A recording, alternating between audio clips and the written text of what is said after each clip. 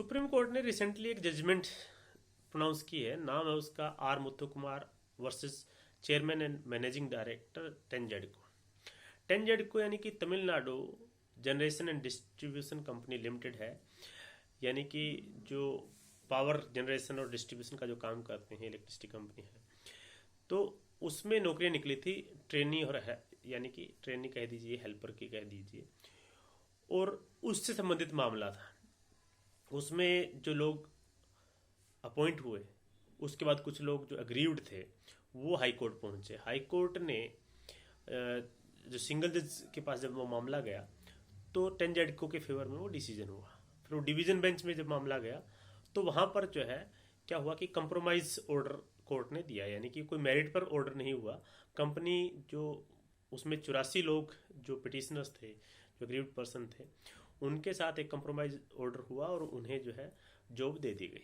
अब उसको देख करके जो और ऐसे लोग जो थे जो नौकरी पाने में उस समय सक्सेसफुल नहीं रहे थे, वो इस कंप्रोमाइज ऑर्डर के बेसिस पर जो तमिलनाडु हाई कोर्ट का था, मद्रास हाई कोर्ट का था, उसके बेसिस पर उन्होंने पिटिशंस फाइल की हाई कोर्ट में। और उन्होंने कहा कि हम तो सिमिलरली सिचुएटेड पर्सन है, पैरिटी के आधार पर, समानता के आधार पर हमें भी जो है ये नौकरी दी जाए। तो कोर्ट ने जितने भी लोग वो उसके बाद जो है कोर्ट में पहुंचे, उनका जो है क्लेम जो है डिसमिस कर दिया गया, उनकी पिटिशन जो है रिजेक्ट कर दी गई। उसके बाद वो सुप्रीम कोर्ट पहुंचे। तो सुप्रीम कोर्ट में जो है पिटिशंस आई हैं, इस पर सुप्रीम कोर्ट ने अपना फैसला दिया है। और सुप्रीम कोर्ट ने ये कहा है कि जो पब्लिक बॉडी होती है जैसे टेनजेडको है, उनको इस तरह से जब वो नीचे शुरुआती जो सिंगल जज बेंच जो थी उसमें वो अपना जो केस जीते थे, उसके बाद ऐसा क्या हुआ कि वो जो है कंप्रोमाइज ऑर्डर लेने के लिए तैयार हो गए। उनका कुल मिलाकर के जो बिहेवियर या कैरेक्टर है वो ऐसा होना चाहिए कि जिसमें कि लोगों का कॉन्फिडेंस हो, और वो इस तरह से बिना लीगल बेसिस पर या बिना मेरिट की या बिना लीगल जस्टिफिकेशन वाली कोई ऐसे ऑर्डर को के लिए वो तैयार हो गए। और उसके बाद जो है ये पूरा का पूरा जो लिटिगेशन का इसके बाद मामला शुरू हुआ।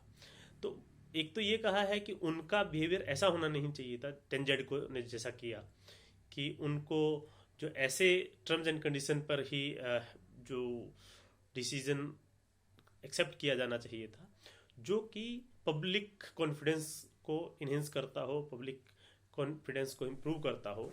और दूसरा ये भी कहा है कि अगर कोर्ट ने ऐसा कोई डिसीजन दिया है, जो कंप्रोमाइज ऑर्डर दिया है, जो जिसका कोई लीगल बेसिस नहीं है, तो उसको जो है जो दूसरे सिमिलरली सिचुएटेड पर्सन जो अपने आप को बता रहे हैं वो उसका बेनिफिट नहीं ले सकते हैं।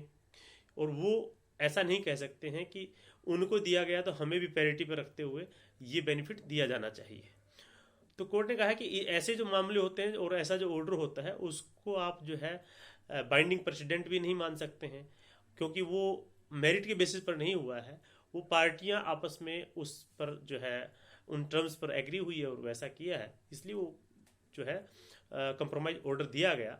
और उसके बेसिस पर जो बाकी लोग अचानक उठ करके आएंगे और ये कहेंगे कि हम भी सिमिलरली सिचुएटेड पर्सन है, हमें भी इसका बेनिफिट दिया जाना चाहिए, ऐसा नहीं किया जा सकता है। ये जो सुप्रीम कोर्ट ने R Muthu Kumar versus chairman and managing director TANGEDCO के केस में 7 फरवरी 2022 की अपनी जजमेंट में कहा है।